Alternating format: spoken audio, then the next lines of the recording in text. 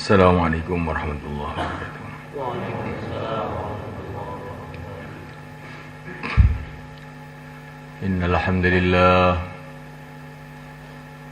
Innal hamdalillah nasta'inuhu wa nastaghfiruh wa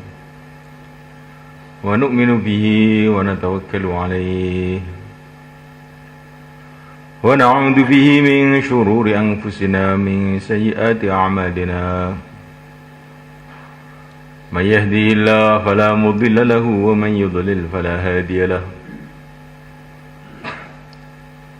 أشهد أن لا إله إلا الله وحده لا شريك له وأشهد أن سيدنا ومولانا حبيبنا محمدا عبده ورسوله اللهم صل وسلم وبارك عليه وعلى آله وأصحابه التابعين لهم إلى يوم القيامة أما بعد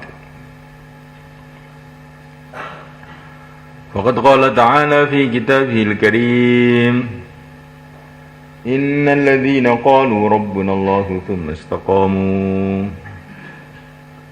تتنزل عليهم الملائكة ألا تخافوا ولا تحزنوا وأبشروا بالجنة التي كنتم توعدون نحن أولياؤكم في الحياة الدنيا وفي الآخرة ولكم فيها ما تشتهي أنفسكم ولكم فيها ما تدعون نزلا من غفور رحيم ومن أحسن قولا ممن دعا إلى الله وعمل صالحا وقال إنني من المسلمين. Hadirin dimuliakan, perkara yang terpenting untuk kehidupan kita dunia akhirat adalah keyakinan yang benar. Kalau untuk keyakinannya benar, pikirannya akhirnya benar. Kalau pikirannya benar, amalannya jadi benar.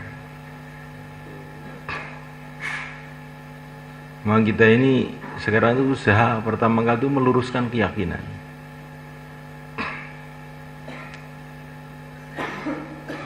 Tanamkan dalam hati, pahami dengan otak kita, ucapkan dengan lisan kita. Tiga-tiganya harus ada. Tanamkan dalam hati, pahami dengan otak, ucapkan dengan lisan. Tambah lagi, dengarkan dengan telinga kita. Bahwasanya di dunia ini dan di akhirat dan di mana saja yang berkuasa itu hanya Allah. Yang menentukan segalanya hanya Allah.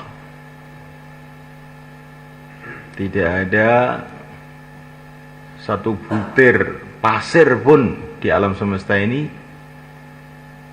yang ada tanpa Allah. Tidak ada setetes air pun jatuh kecuali dengan ketentuan Allah. Tidak ada mata berkedip, matanya kita, matanya anak kita, matanya istri kita, matanya manusia semua, matanya jin, matanya malaikat, matanya binatang, kecuali semua dengan ketentuan Allah. Tidak ada jantung berdenyut kecuali dengan qudrat dan iradat Allah. Tidak ada orang marah kecuali dengan Allah. Tidak ada orang suka kecuali dengan Allah juga.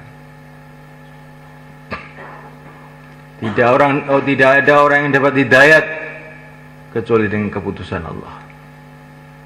Tidak ada orang yang sesat kecuali bila dia ini dilempar oleh Allah.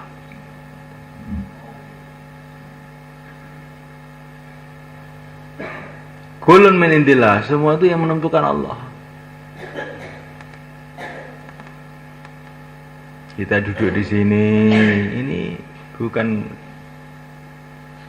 hanya mau kita, ya kita mau memang, tapi kemauan kita itu yang naruh itu Allah.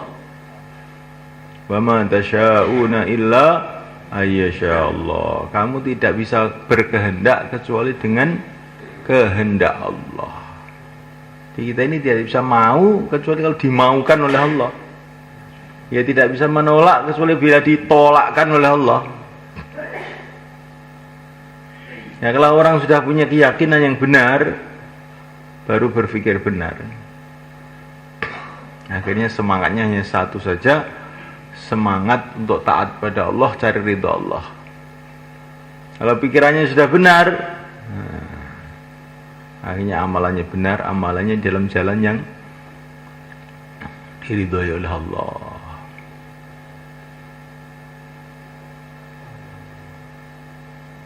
Jadi strategi kita dalam kehidupan itu satu aja, strategi satu saja. Bagaimana taat sama Allah itu saja sudah. Ini kalau taat sama Allah, dapat ridho Allah, ya kita beruntung. Kalau nggak taat sama Allah, wah sudah, siapa yang bisa menolong kita? Kecuali bila Allah ampuni kita. Semoga Allah ampuni kita semua.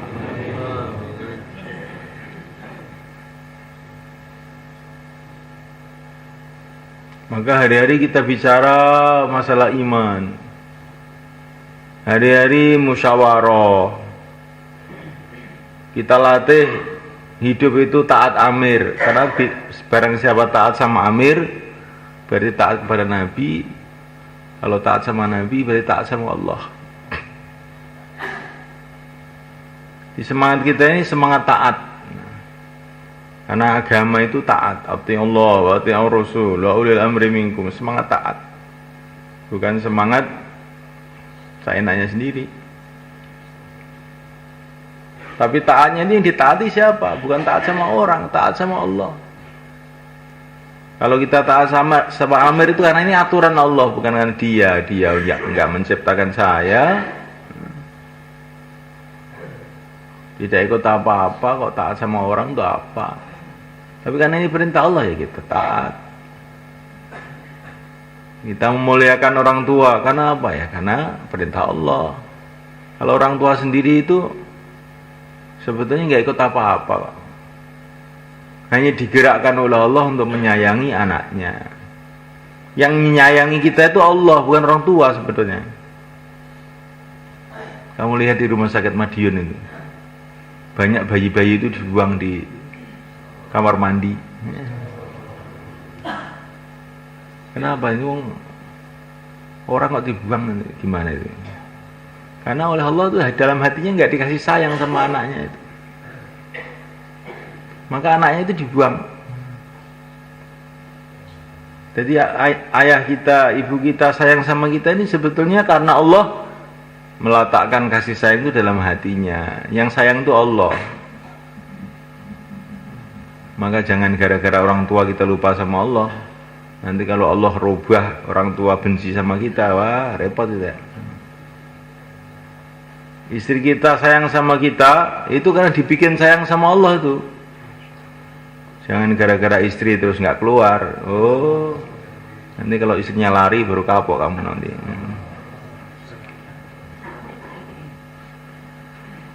Istri itu hatinya di tangan Allah. Kalau Allah jadikan dia senang ya senang, Allah jadikan benci ya benci.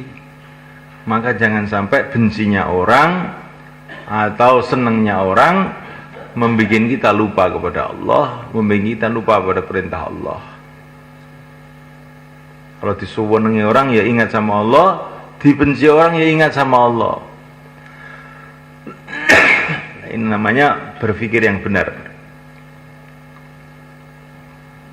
Kalau kita punya keyakinan yang benar, keyakinan yang benar, akhirnya pikiran benar, nah sikap kita ini benar. Ya kalau yakinnya nggak benar, nanti istri bikin lupa sama Allah, anak bikin lupa sama Allah, ada orang marah. Kenapa kamu kok berhenti dakwah? Orang-orang pada marah. Nah, yang bikin marah itu Allah, kok malah kamu meninggalkan perintah Allah? Kalaupun seluruh dunia marah, terus taat sama Allah.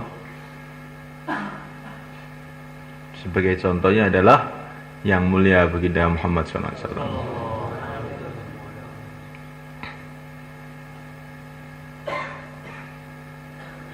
Di Mekah semua orang marah, satu dua aja yang tidak marah ketika Rasulullah dakwah.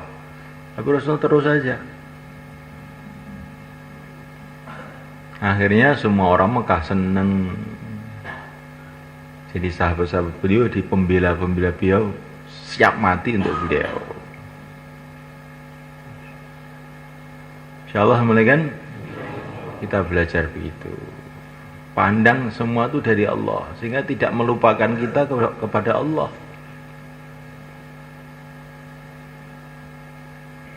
Semua dari Allah. Maka semuanya semangat taat. Akhirnya istiqomah. Taat istiqomah, akhirnya pertolongan-pertolongan akan datang kepada kita.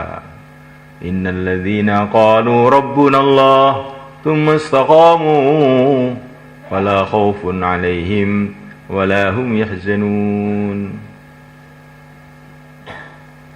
Ini ada orang kemarin bilang sama saya, "Gimana? Mahalah kamu?" Wah, sekarang pada berhenti semua, Pak. Kenapa? Pecah hati. Nah, kenapa kok pecah hati? Ya itu pada kengejosen akhirnya pecah hati. Nah, sekarang bagaimana? Itu karkonya 70 berhenti semua, Pak. Talim nggak ada, nggak ada. Nah, terus kamu bagaimana? Ya saya ikut berhenti, nggak ada temannya. Oh gitu. Kamu jangan bilang begitu. Yang menyatukan, yang memecahkan itu Allah. Wa anfaqta ma fil ardi jami'a ma alafta baina qulubihim. Kalau kamu infakkan segala sesuatu yang ada di bumi ini, tidak bisa kamu menyatukan orang. Walakinna Allah fa'alafa bainahum. Yang menyatukan itu Allah. Sekarang kita buat amal terus saja. Nanti kalau Allah sudah waktunya menyatukannya satu sendiri. Kita sudah amal aja terus, talim jalan terus, keluar jalan terus, doa terus. Itu pengalaman nanti lama-lama yang pecah-pecah itu nanti jadi utuh lagi. Allah kuasa kok. Kayak tulang pecah itu nanti kalau sudah waktunya sambung lagi itu nanti. Insyaallah mana kan? Pokoknya keadaan apa saja, keadaan perang, keadaan damai, keadaan marah, keadaan senang, keadaan apa saja, terus taat sama Allah, akhirnya kita sukses. Dulu zaman Nabi itu suasana dakwah itu diwarnai dengan perang loh semuanya kan. Tapi yang aneh itu orang-orang yang perang itu lama-lama bersatu. Jadi orang Islam semua jadi wali semua. Padahal asalnya itu hunus pedang saling bunuh-membunuh. Kalau menurut akal waras itu nggak bisa disatukan itu gimana? Orang sudah bunuh-membunuh satu sama lain, menyatukan bagaimana? Tapi Allah sudah menyatukan ya satu. Makanya walaupun ada gegeran terus dakwah saja. Terus doa terus buat amal sesuai dengan perintah Allah. Jangan terkesan dengan keadaan dan suasana. Jadinya bagaimana urusan Allah bukan urusan kamu. Terus saja. Nanti pada akhirnya Allah akan kasih jalan keluar. Bagaimana jalan keluarnya ya nggak tahu. Pokoknya terus saja. Insyaallah mulai kan? Nah inilah maksud kita 4 bulan 40 hari itu. Biar nggak terkesan dengan suasana keadaan. Terus lurus, namanya istiqomah.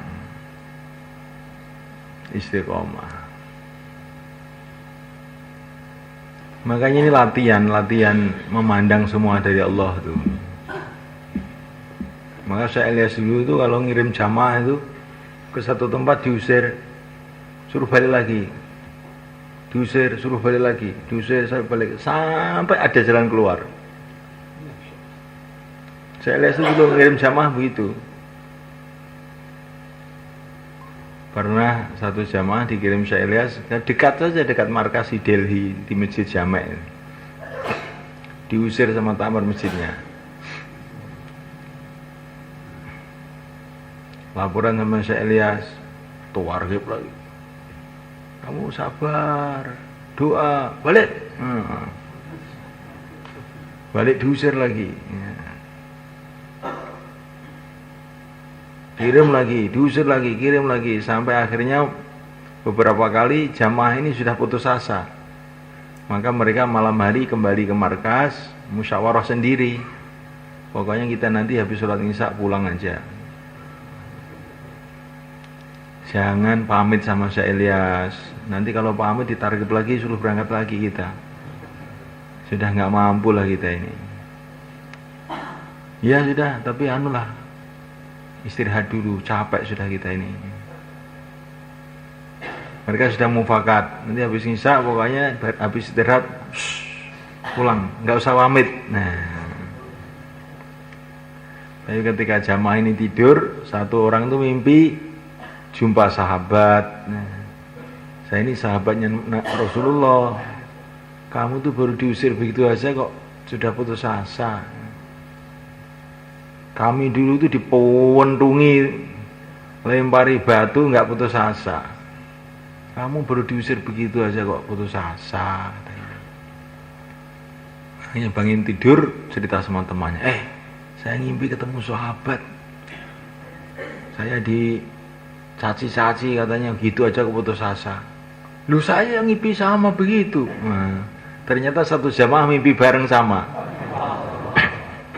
Terus gimana nih? Kita berangkat lagi loh gitu. Nah, gua angkat lagi ke masjid Jamak itu. Ternyata takmirnya itu sudah jemput di depan. Maka jamaah ini khawatir, itu sudah di depan tuh mau diusir lagi. Ternyata tidak, dipersilakan, silakan. Malah sudah disiapkan makan lagi sama takmirnya itu. Maka jamaah itu heran. Ada apa ini kok tahu-tahu kita diterima? Kita kan sudah diusir beberapa kali di sini. Nanti habis makan saya kasih cerita. Tadi malam itu saya ngimpi jumpa Rasulullah. Saya dimarahi. Kenapa jamaah saya kamu usir? Itu. Saya ketakutan ini. Pokoknya kamu akan saya terima sebaik-baiknya di sini. Kalau Allah tuh ingin menyelesaikan, tuh nggak usah repot-repot. Ya. Allah punya sejuta jalan untuk menyelesaikan. Dikasih mimpi itu sudah bingung semua. Ya. Tapi kalau Allah mungkin masalah juga mudah saja. Ini Nabi Yusuf gara-gara mimpi diusir oleh saudaranya, masukkan sumur. Ini gara-gara mimpi aja. Ya. Jadi kalau Allah ingin menyelesaikan masalah itu mudah. Tapi kalau Allah ingin bikin masalah juga mudah semua bagi Allah. Maka jangan sampai masalah itu membuat kita lupa kepada Allah.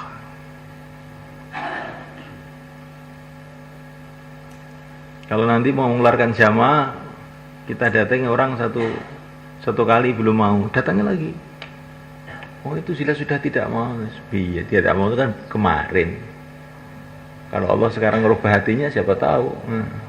Datangin jalan lagi. Latihan iman ini sudah. Tawakal aja. Diajak keluar lagi. Nggak mau, datangin lagi. Sampai diputus oleh musyawarah, udah kita ganti orang. Kalau belum diputus musyawarah ganti orang, datang lagi aja. Berani nggak begitu nanti? Nanti kalau orangnya marah bagaimana Pak? Ya sabar toh. Sabar, dapat pahala sabar. Sabar itu pahalanya tidak ada hitungannya. Kalau kamu dimarahi sabar.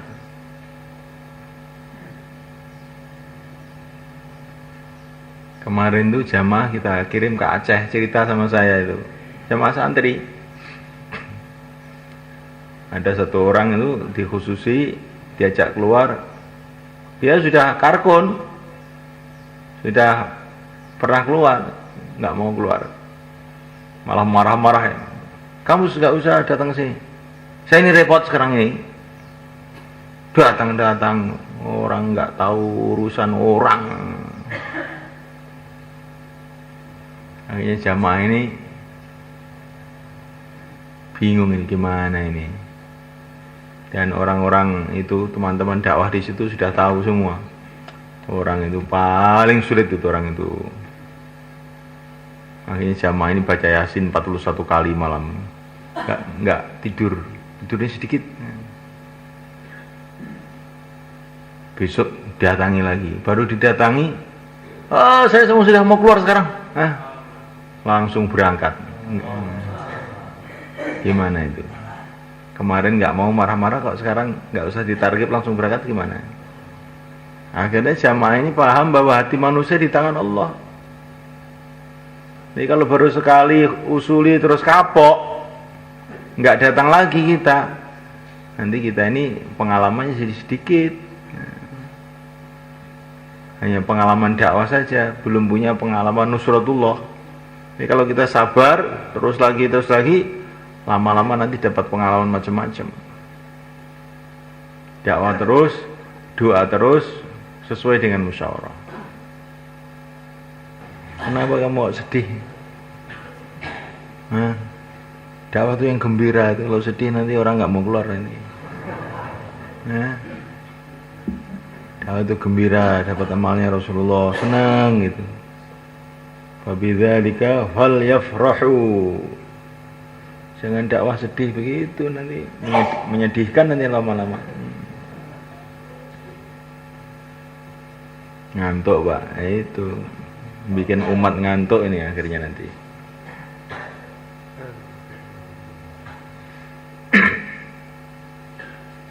Nah mulai kan, ini dalam cerita yang kita baca dalam Quran, tidak ada nusratullah yang besar-besar itu diturunkan oleh Allah, melebihi nusratullah yang Allah datangkan sebab dakwah.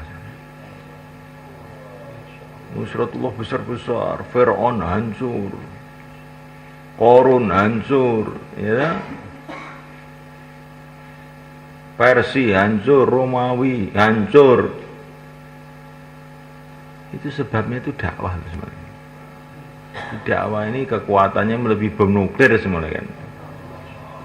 Tapi pakai syarat, yang dakwah itu harus ikhlas, semata-mata karena Allah, dengan tertib yang benar.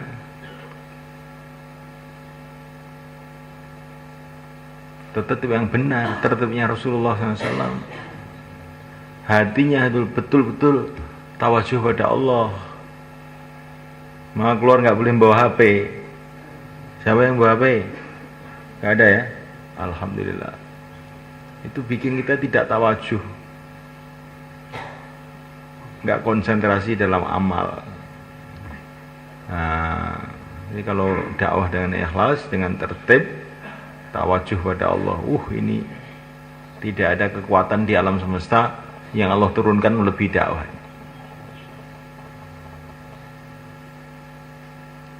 Dan telah dibuktikan oleh para nabi, kemudian diteruskan para sahabat dan pejuang-pejuang setelah itu. Bukan hanya para nabi saja yang punya pengalaman dapat nusratullah dengan dakwah ini, para sahabat juga. Itu Persia Romawi itu ambruk itu di tangan para sahabat, bukan di tangan Rasulullah alaihi salatu wassalam, tangan para sahabat. Ketika para sahabat meneruskan kerja Rasulullah, akhirnya dapat nusratullah juga. Insyaallah mulai kan? Bukan itu saja, ulama-ulama, aulia-aulia, pejuang-pejuang setelah itu. Sampai sekarang, subahkah kita renungi Syekh Muhammad Ilyas Nindumuddin itu. Siapa yang pernah ke Nindumuddin? Coba, angkat tangan. Ya, Nindumuddin. Kamu lihat Nindumuddin itu. Masjid kecil begitu. Zaman saya Ilyas itu masjidnya kecil, sekarang sudah besar. Dari masjid semacam itu di negara yang miskin seperti itu, kok bisa menggerakkan orang kemana-mana di seluruh dunia itu? Nah, coba, apakah ini tidak nusratullah? Di Indonesia itu orang Nindumuddin itu punya apa? Punya sawah, punya ladang, punya menteri, punya kedutaan, nggak punya apa-apa. Ini kok bisa menggerakkan orang, termasuk kita ini digerakkan sama mereka itu. Bukan di Indonesia saja, di Amerika, di Eropa, di Jepang, di mana-mana seluruh dunia. Ini nusratullah, ini pertolongan Allah.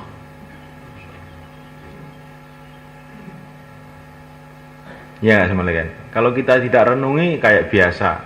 Tapi kalau kita renungi itu luar biasa sebetulnya. Termasuk kamu kok mau keluar 40 hari kemana-mana, ada yang 4 bulan, tinggalkan keluarga, tinggalkan anak, tinggalkan istri. Kok ya mau tuh kamu itu? Kamu itu bukan mau, dimaukan sama Allah. Karena ada nusratullah datang.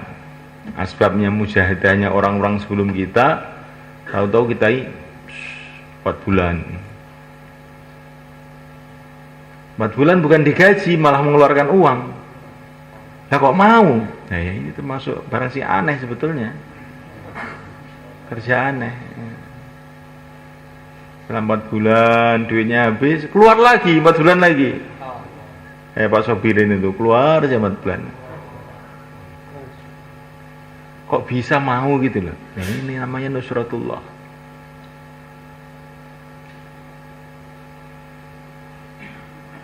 Jadi sebetulnya nusratullah itu banyak datang hari ini juga.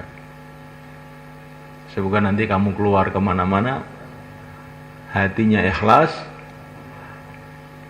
amalannya lurus, tidak toleh kanan toleh kiri, hatinya tawajuh kepada Allah, akhirnya datang nusratullah di mana-mana. Datang hidayah Allah di mana-mana. Senantiasa kita tanamkan dalam hati ini kerja besar, kerja Rasulullah SAW. Jangan kita terkesan dengan apapun keadaan. Karena apapun keadaan itu semua sudah diketahui oleh Allah, ditentukan oleh Allah, diprogram oleh Allah. Apapun keadaan, jangan membuat kita lupa kepada Allah.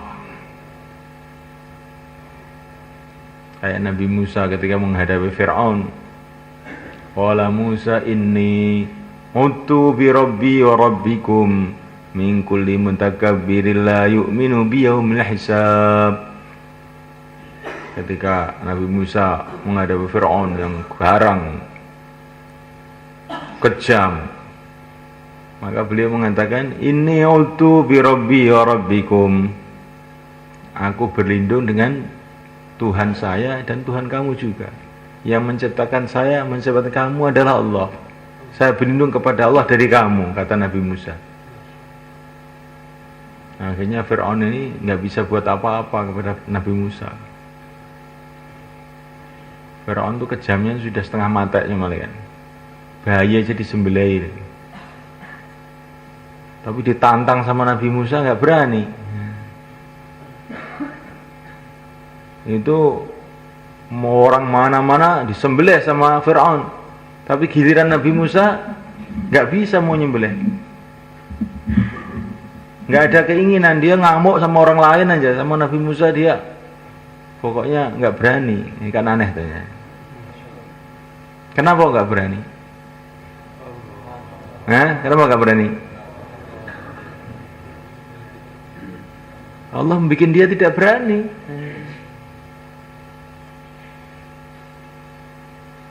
Kalau Allah membuat dia berani, jadi berani. Allah membuat dia tidak berani, tidak berani. Asbabnya Nabi Musa itu doa, ya Allah, hati saya ini kok takut sama Fir'aun ini. Keluarkan rasa takut ini dari hatiku, masukkan di hatinya Fir'aun. Nah, ini doanya Nabi Musa. Ini keterangan ini dalam kitab Durul Mansur. Ketika Nabi Musa masuk di Mesir, maka beliau ini ngeredak Fir'aun ya musuhnya. Ini Fir'aun ini kalau marah itu pedang yang keluar. Paling kita dimarahi sama takmir masjid aja. Nah, nggak boleh, cuman gitu aja. Tangan yang keluar. Kalau Fir'aun itu pedang yang keluar. Maka Nabi Musa itu ngeredak ketakutan. Tapi Nabi Musa faham, walaupun ada rasa takut, beliau faham. Yang membuat takut ini Allah, bukan Fir'aun. Ya Allah, keluarkan rasa takut dari hati saya, masukkan di hatinya Fir'aun. Akhirnya Nabi Musa jadi berani gak takut lagi. Ganti Fir'aun yang takut. Ya, Nabi Musa ya ajib ini. Jadi kalau kamu itu takut kepada orang, itu jangan kamu pahami karena orang itu menakutkan, bukan. Karena Allah bikin takut kamu. Maka doa sama Allah, ya Allah keluarkan rasa takut ini, masukkan sama dia. Ganti dia takut nanti. Insya Allah mulai kan? Ini baru mudzakarah namanya. Kita ingin ini jadi pengalaman. Maka kita keluar di daerah yang suka, daerah kurang suka, kita datang, berangkat, malam hari nangis, nah, lama-lama dapat pengalaman. Sehingga kita ini rasanya itu dekat dengan Allah, kalau sudah punya pengalaman. Kalau baru mudzakarah saja, belum dapat pengalaman, rasanya masih jauh. Tapi sudah dapat pengalaman, jadi rasanya dekat. Kalau ada masalah apa-apa, saya punya Allah kok. Nah gitu. Itu berarti hati sudah merasa dekat pada Allah. Jadi kalau ada masalah apa-apa bingung, gimana ini, kok kayak begini? Nah ini berarti hatinya jauh dari Allah. Ini yang bahaya ini. Kita insya Allah latihan mana kan? Yang mau keluar, semua berdiri ke selatan. Alhamdulillah.